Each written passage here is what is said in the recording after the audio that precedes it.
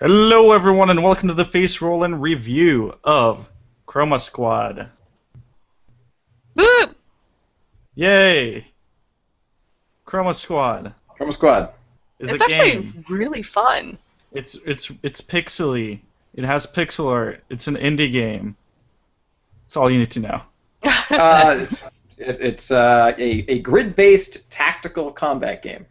It is a Perfect. tactical grid-based Knights of Pen and Paper ripoff.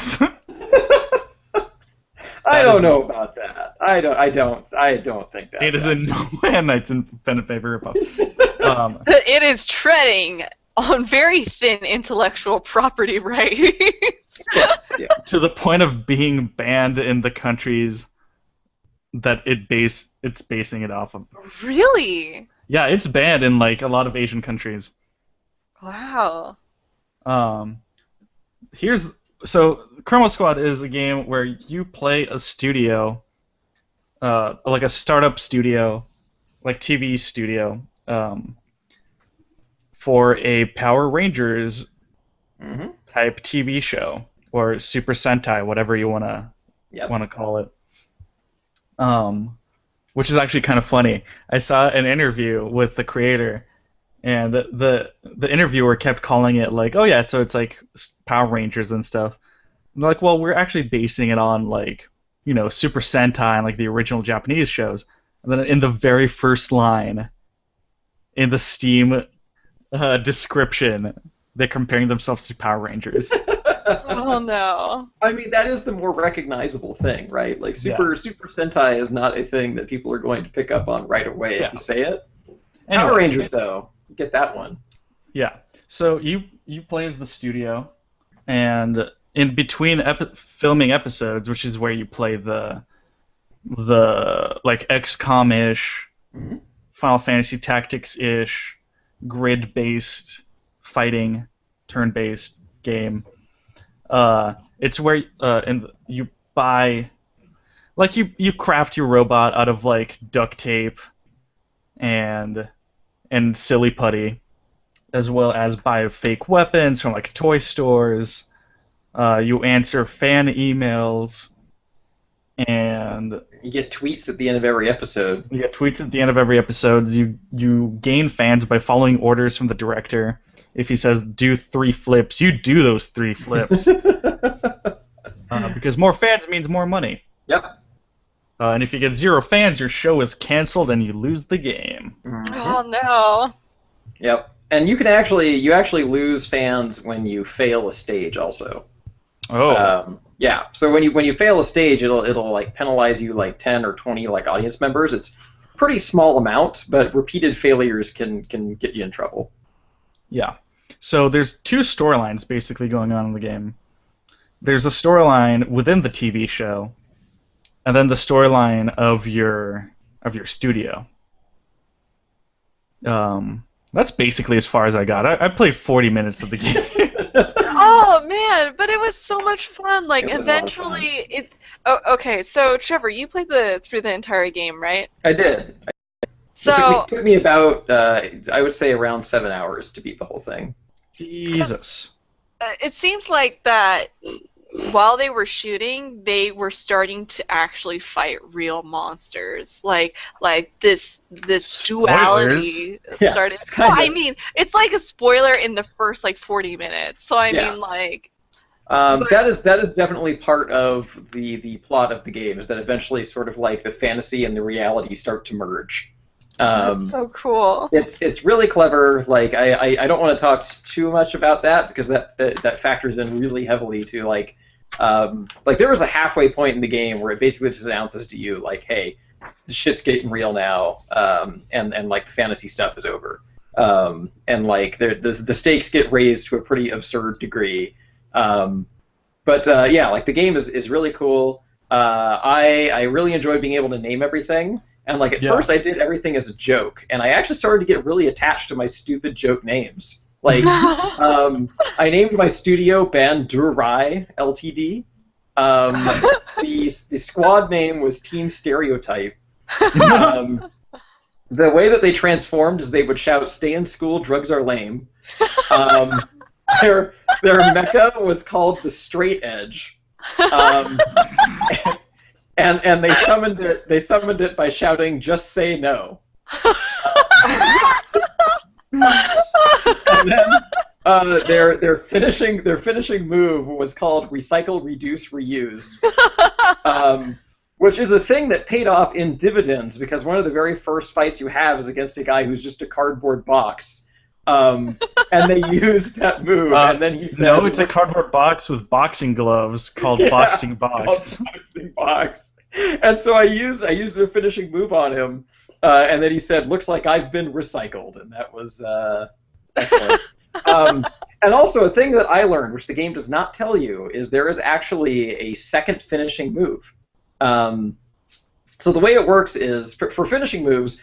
You have a teamwork button, right? So you arrange your team in such a way that they're all surrounding one target, and then everyone hits the teamwork button, and then that activates the finishing move. Either that, or you have everyone else do teamwork, and the last person just attacks them. Either one sets off the finishing move. The other option is later in the game, once everyone has a weapon equipped, you can attack with that weapon. If you have everyone get into teamwork while they're in their transformation, and then you use a weapon as your final attack, it activates a different finishing move for everyone's weapons combined to create a super weapon. Oh, my that's God. so cool! Yeah. Really, really clever.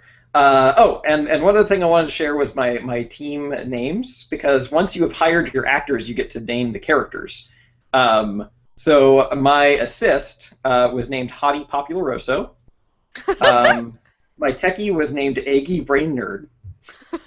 My lead was Jockey McDoucher.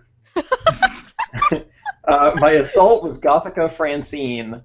And then my scout, who was Asian, was called the Ethnic One, and ethnic was in quotes. Oh my God. No. Oh my that God, one- Trevor. That one, Wait, you didn't choose Mike Tyson to be your lead? no. I So- chose Mike Tyson. That was a good choice. But the whole I was playing into like the whole idea of like the stereotypes that were present in the Power Rangers show originally, because like the Yellow Ranger was always Asian, which is kind of fucked up. And so I did that, and I didn't Yeah, even expect... in the Japanese version, Yeah. they're always Asian. How crazy! So near the end of the game, though, that actually started to like become a thing, which I didn't expect. Like there's a period in the game where like each season has like its own story, right? And there's one season that's kind of like everyone dealing with their personal problems, and it was like, oh no, Team Stereotype always forgets about the ethnic one. Oh my God. That was great. Yeah. So, I really liked this game. The only thing that I had a problem with at any point was, so first off, the last mission is actually like 4 stages at once, and there's no separation between any of them. You just keep going. So that last mission took me like 2 hours. And you can't like save in the middle of the fight. Like you have to finish it out. Oh no. So that was a little frustrating. And the other thing that was really irritating about the final fight, which I won't talk about what's happening like story-wise there, but the final boss has this mechanic that he doesn't really telegraph to you, where like this game rewards you for keeping your team together and surrounding a person and just like hammering them to death, right? If you do that against the final boss, he will kill you. Because he has a stomp attack that pushes everyone away, and then he summons minions onto the field. And during the last fight, once that happens, it's really hard to recover from it.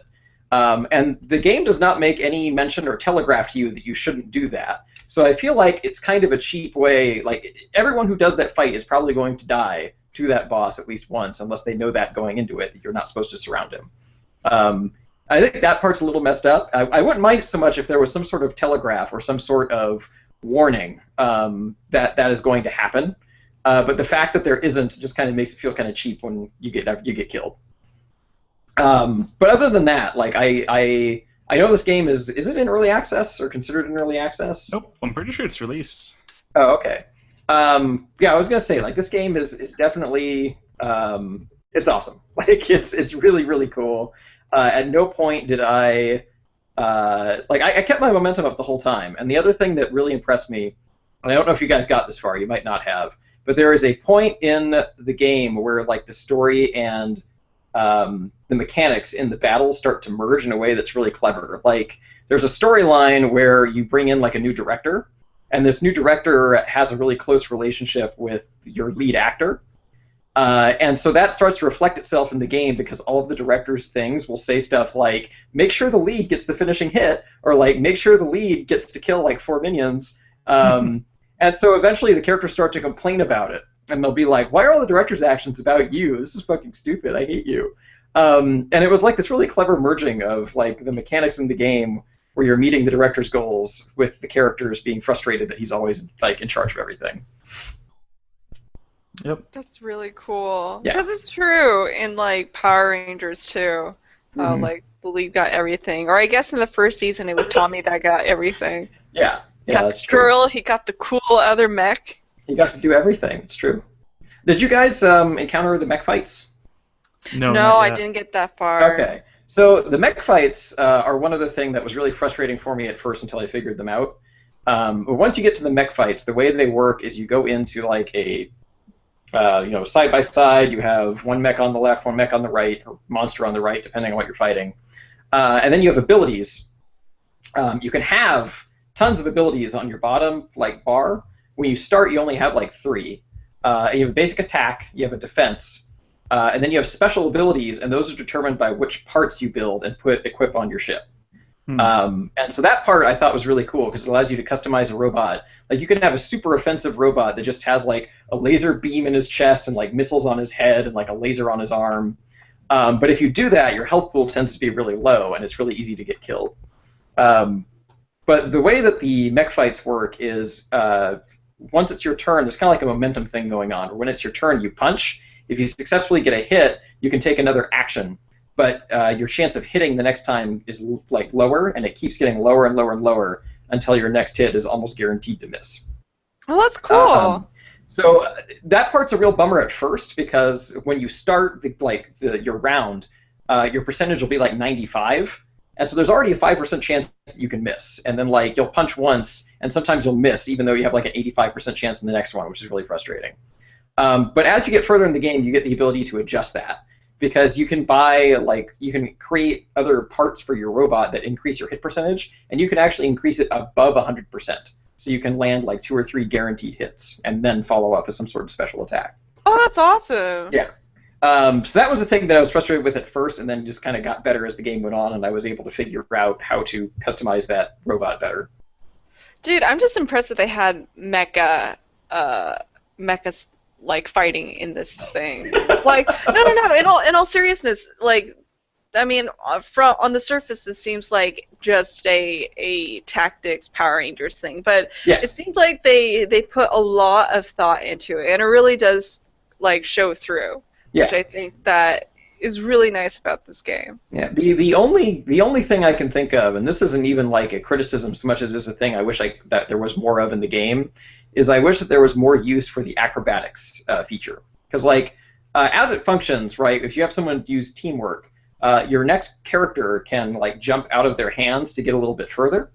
And I thought it would have been really neat because there's a level near the beginning of the game where there's a gate in the way. And then part of the objective is you actually have to flip people over the gate to get them on the other side. And so I thought that was sort of like a lead-in to there being more stages like that, but that was really the only one in the entire game that was that worked like that. Oh, really? That was the only one? I'm really disappointed. Like there were a couple times where I could like get people up on a ledge a little bit easier or something like that. But I kind of wish they had played with that mechanic a little bit more because it's such a clever mechanic that kind of goes underused. Like I used it to like move people along faster, especially like your assault person because they have a really short like move range. But yeah, it would have been nice to have seen more use for that jumping feature than just sort of like get people a little bit further ahead. But overall, like really great game, really solid, and like there's a lot of games I've played in the past like couple months where I feel like the ending gets phoned in. Like once you reach like the end of the game, like the ending cutscenes are like 30 seconds or something. Mm-hmm. And this was not the case with this one. Like I definitely felt like this one wrapped up in a really cool way. The credits go on for a really long time because this game was a Kickstarter, and the Kickstarter backers get their own like list in the credits at the end, and that goes on forever. It's insane how many people back this game. But yeah, I really liked it. Like, if there was the one thing I would have liked to have seen more, it was a little bit more use of the acrobatics thing. But overall, I really enjoyed Chroma Squad.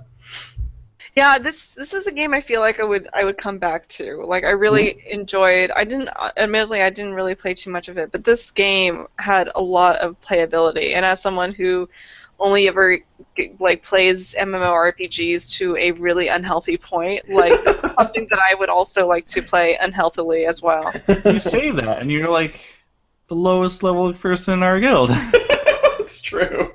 You know what? I have a job, Yeah. and I have like. So does Rachel. I swear to fucking God. And she's max level. Without any sort of deadline. So.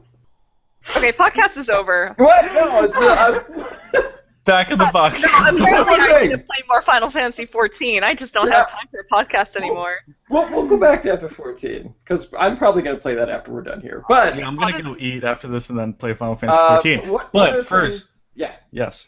One other thing I wanted to mention about Chroma Squad is the replayability. Like, I think it's kind of cool because like when you start Chroma Squad, you have your actors to choose from, and they actually have different like mechanics and stuff in play for those actors. Not mechanics, but like different stats and different bonuses.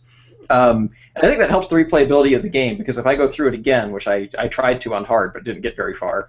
But when you play the game again, like that really adds to the replayability, getting to choose like new actors and seeing how they work, and like changing the color of your garments and stuff. Like, it's small choices, but they kind of go a long way. Have you considered making all of your rangers the same color?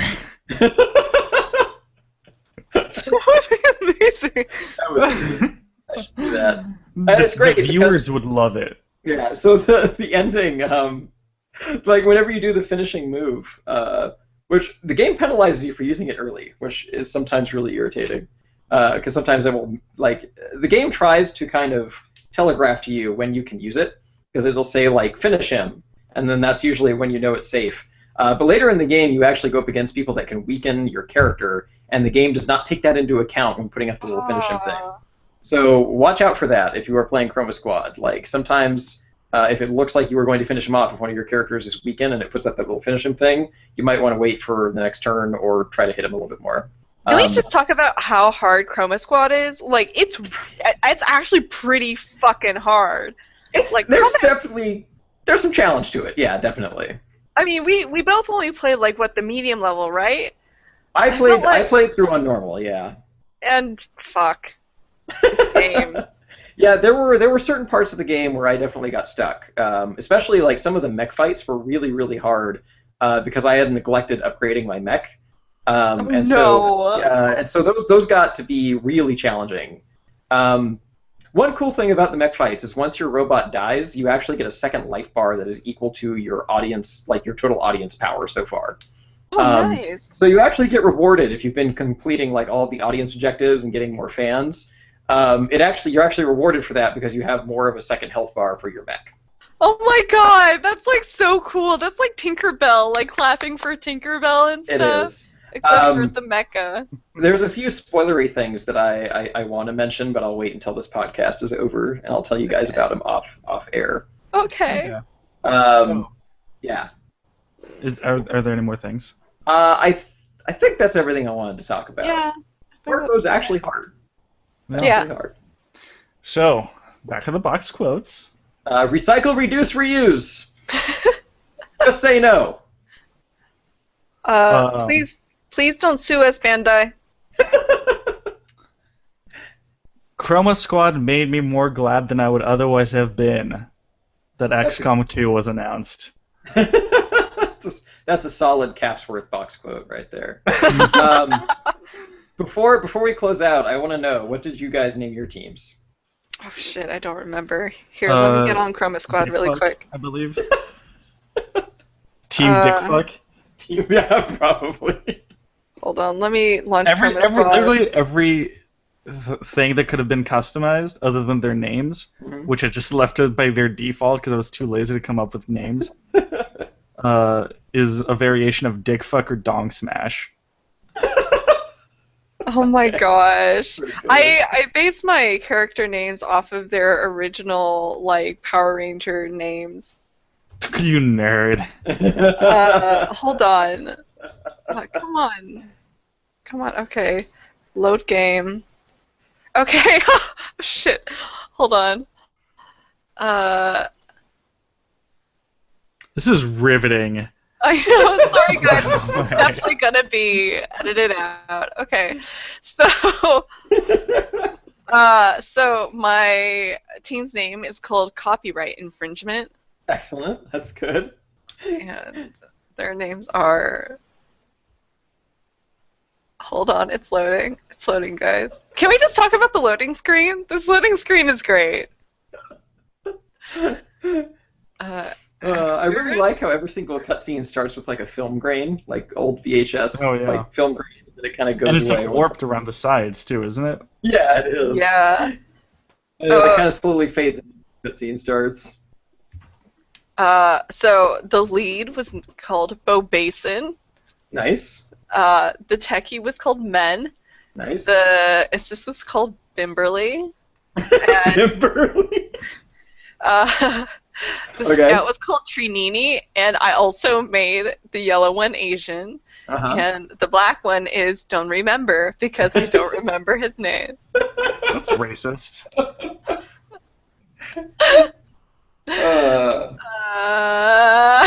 Good times in Chroma Squad. Yeah. Alrighty. Alright, you guys want to play some Final Fantasy 14? No, I want to really eat do. and then play Final Fantasy 14. And also, I'm gonna install XCOM. By the way, like us, comments, whatever. Like, comment. Send up a Facebook.com/Facerollin, SoundCloud.com/Facerollin, the end. Do a rain dance. But not you, Texas. Walolo. Are we off air yet? No, we're not. Oh, okay.